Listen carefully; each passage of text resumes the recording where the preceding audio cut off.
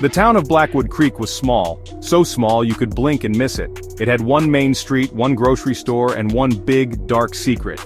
That secret was the forest. The Blackwood Forest hugged the edge of town like a hungry shadow.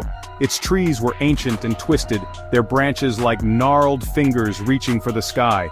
The leaves were so thick that even on the sunniest day the forest floor was covered in a gloomy twilight. Old folks called it the Whispering Woods, but they never said why. They just warned you to stay out, especially after dark. Of course, nobody really listened, not the adults anyway. They would laugh and shake their heads whenever the topic came up at town picnics or over backyard fences.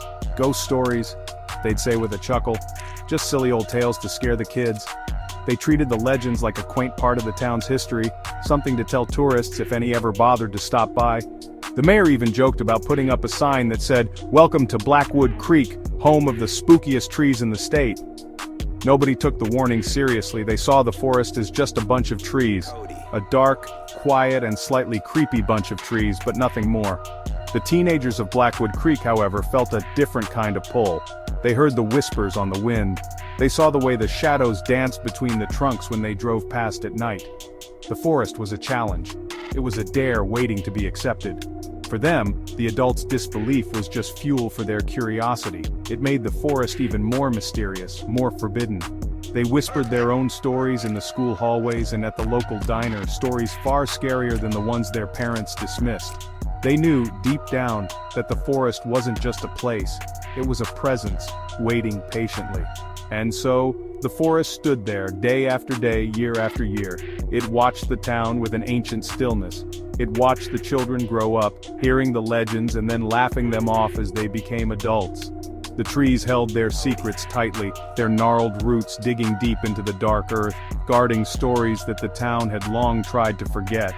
The whispers were real, they swirled through the leaves like a ghostly breath, carried on the evening breeze. The town could ignore them, but they could not silence them. The forest was just waiting for someone to finally listen. The dare was made on a moonless Friday night.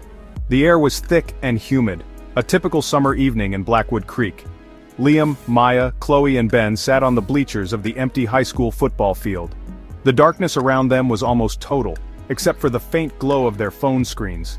"I dare you," Liam said, his voice cutting through the chirping of crickets.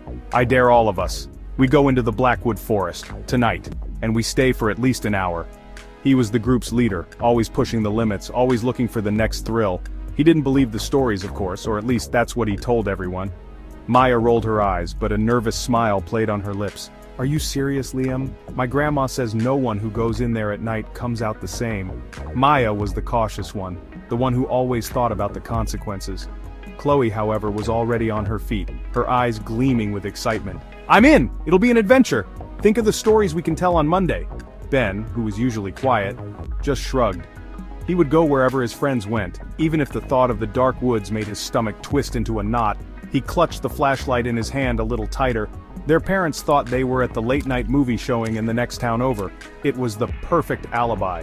Armed with nothing but cheap flashlights and nervous energy, they piled into Liam's beat-up car and drove to the edge of the woods. The trees loomed over the road like giant silent monsters. Getting out of the car, the air immediately felt colder. The sounds of the town faded away, replaced by an eerie silence. The only noise was the crunch of dry leaves under their sneakers as they stepped off the familiar pavement and onto the dark, unwelcoming soil of the forest. One by one, they clicked on their flashlights. The beams cut through the darkness, but they didn't seem to help much. The light was swallowed by the immense blackness, only showing them a few feet of the path ahead. The trees seemed to press in on them from all sides, their branches scratching at their clothes like skeletal fingers. Every snap of a twig made them jump. Every hoot of a distant owl sounded like a warning. The 1 hour Liam had dared them to stay suddenly felt like a lifetime. They were in the forest now, and the forest knew it. They walked for what felt like miles, though it was probably only 15 minutes. The forest floor was a maze of tangled roots and damp leaves. Ben stumbled, his flashlight beam skittering across something that wasn't a tree. It was a wall. A wall made of dark, rotting wood. They had found a cabin. It was ancient and decrepit, leaning to one side as if the forest was slowly trying to swallow it whole. The roof had caved in on one side and moss grew in thick clumps over the walls. A single, grimy window stared out at them like a dead eye.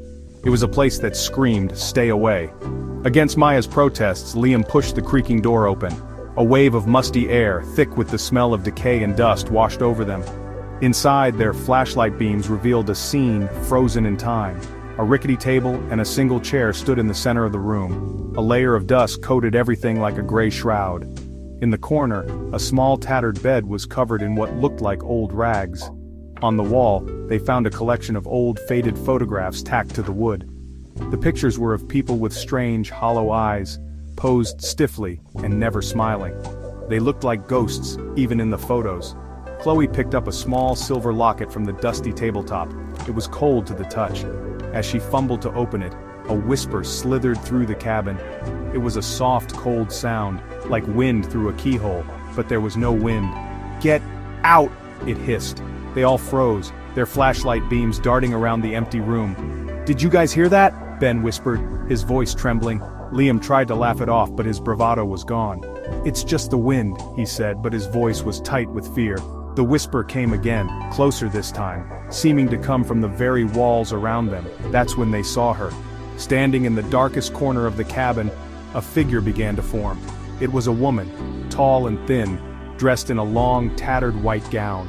Her hair was long and black, hanging over a face they couldn't quite see, but they could see her eyes. They glowed with a faint, sickly white light. The woman raised her head and her face was a twisted mask of sorrow and rage. She opened her mouth, but it wasn't a whisper that came out. It was a silent scream, a blast of pure terror that hit them like a physical blow, chilling them to the bone.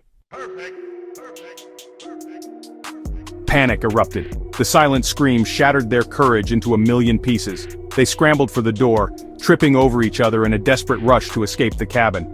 Once outside, they didn't stop. They ran blindly into the suffocating darkness of the forest. The image of the glowing-eyed woman burned into their minds. But the forest had changed. The path they had followed was gone. The trees seemed to have moved, closing in around them, their branches grabbing at them, tearing at their clothes and skin. Every direction looked the same, an endless wall of black trunks and tangled shadows. Their flashlight beams danced wildly, creating more confusion than light. They would run one way, only to find themselves back at a strangely familiar gnarled oak tree. They would try another path and end up in a thicket of thorns that hadn't been there before.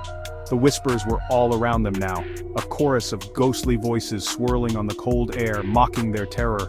Laughter, cold and cruel, echoed between the trees. The forest was playing with them, trapping them in its haunted maze. It felt like hours passed as they ran in circles, their lungs burning and their hope draining away with every step. Just when they thought they would be lost forever, Maya spotted a faint light. It wasn't the ghostly white glow from the cabin, but a warm, distant orange. The streetlights of Blackwood Creek. With a final, desperate burst of energy, they sprinted towards it, not daring to look back. They burst through the last line of trees and tumbled onto the hard asphalt of the road, gasping for air, covered in scratches and mud. They stood there for a moment, trembling, looking back at the silent, dark edge of the woods. The whispers were gone. The forest was quiet again, as if nothing had ever happened. They never spoke about what happened that night. Not to their parents, not to their friends, and not even to each other. But something had changed. The laughter was gone from their eyes, replaced by a haunted, knowing look. They carried a secret, a shared trauma that bound them together in silence, and a new quiet fell over the town of Blackwood Creek. The adults stopped joking about the ghost stories. When the wind blew from the direction of the woods, people would shiver and hurry inside. The forest was no longer just a bunch of trees. It was a place with a secret, and now 4 of its teenagers shared it.